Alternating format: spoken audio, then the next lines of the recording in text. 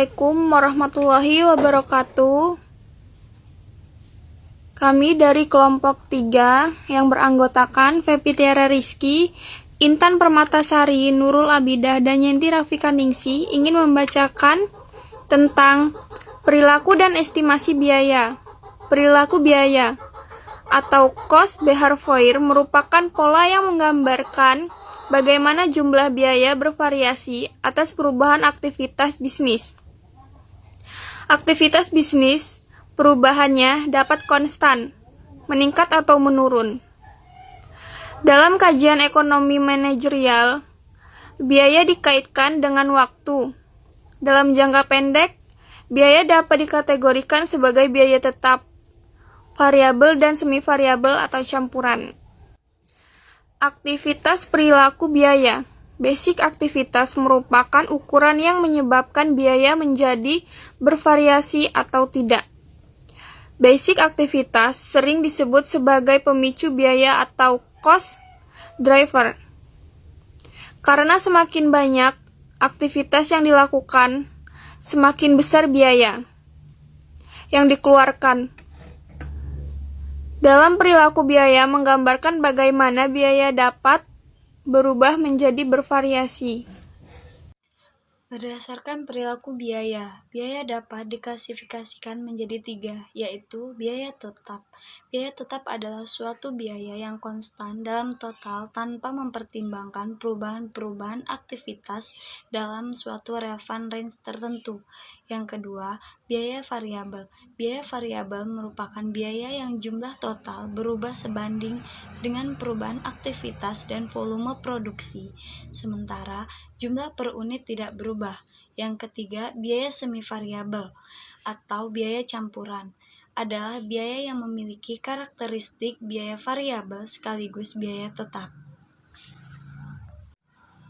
Ada 4 metode pemilihan biaya semi variabel menjadi variabel, biaya variabel, dan biaya tetap. Yang pertama, metode titik tertinggi dan terendah, yaitu suatu metode pemisah biaya campuran ke dalam elemen-elemen biaya tetap dan biaya variabel dengan mendasar analisis pada selisih biaya antara tingkat aktivitas tertinggi dan terendah.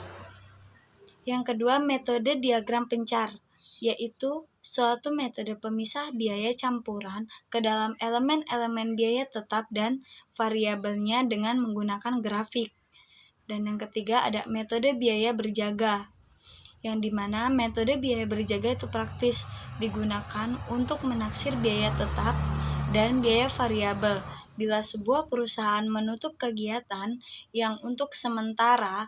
Titik istilah biaya berjaga digunakan untuk mewakili biaya tetap yang akan terjadi selama masa transisi tersebut.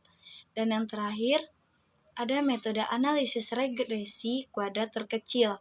Pada umumnya, analisis regresi dimulai dari asumsi bahwa terdapat hubungan yang linear antara variabel terikat dan variabel bebasnya. Estimasi biaya. Estimasi biaya adalah salah satu proses utama dalam proyek konstruksi untuk mengetahui besar dana yang harus disediakan untuk sebuah bangunan. Penting manajemen untuk memahami bagaimana hubungan antara biaya dengan faktor yang memicu perubahan biaya. Estimasi biaya membantu manajemen untuk memprediksi berapa besar biaya pada level aktivitas yang direncanakan, termasuk menyusun perencanaan kegiatan dan menyusun anggaran. Macam-macam estimasi biaya. 1. Estimasi pendahuluan. Biasanya dibuat pada awal proyek dalam rangka upaya pendekatan kelayakan ekonomi, di samping tujuan pengendalian. 2. Estimasi terperinci. Dibuat dengan dasar hitungan volume pekerjaan, biaya, serta harga satuan pekerjaan. 3. Estimasi diferensiatif. Merupakan gambaran pembiayaan dan pertanggungjawaban rampung untuk suatu proyek dengan harga hanya kemungkinan terjadi kesalahan. Selanjutnya adalah metode dalam estimasi biaya. Yang pertama adalah Industrial Engineering Method, adalah estimasi biaya dengan menganalisa hubungan antara input dan output dalam bentuk-bentuk fisik.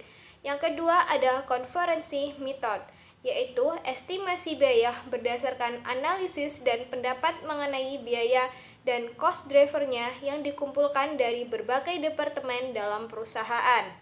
Yang ketiga ada Account Analysis Method, yaitu estimasi biaya dengan mengklasifikasikan akun biaya pada buku besar pembantu sebagai biaya variabel, fixed atau campuran sesuai dengan level aktivitas.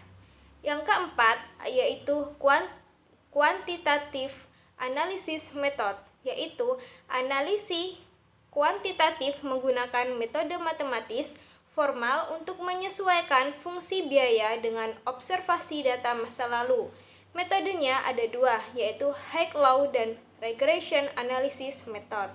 Sekian dari presentasi kelompok kami. Apabila ada kurang dan lebihnya, kami mohon maaf. Saya akhiri. Wassalamualaikum warahmatullahi wabarakatuh.